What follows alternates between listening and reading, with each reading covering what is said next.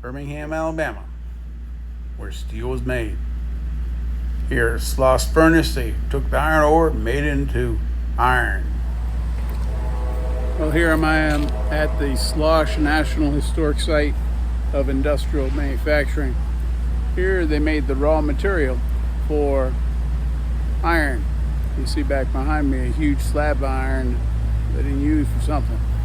This doesn't mean they actually produced a lot of the gears and the rod and the information and parts that go into iron and steel, but they extracted the raw material of iron that would then be used to in other places to make stuff.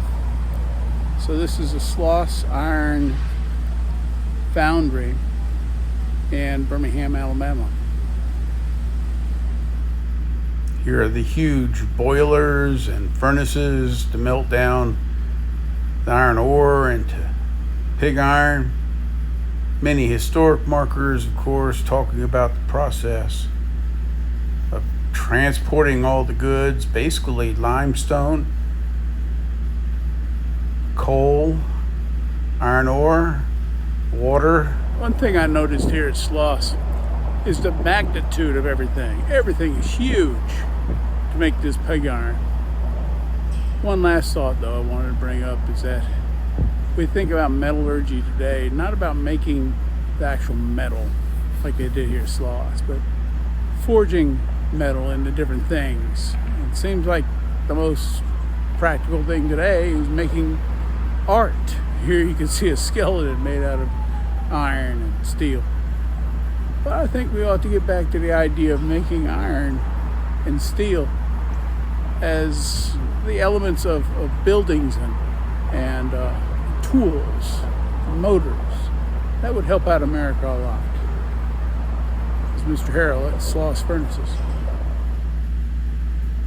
Making tools and equipment is what we really need, rather than just playing with it. I was interested on how big everything was here too, and how they used so much to produce the raw material. We often overlook the idea of getting the raw material of iron from the ground and then smelting it. Well, these SLOSS furnaces here in Birmingham, Alabama did that.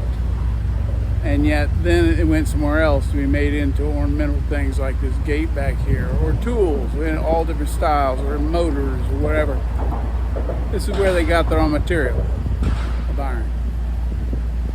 But you don't dig up iron, dry it out of the ground, and next thing you know, you got it. You have to heat it up and melt it and get the impurities out of it. That's what happened here at SLOSS Furnace. This park was designed to show how people worked back in the day. Hard work, making a commodity that could be shipped and organized and made in Alabama.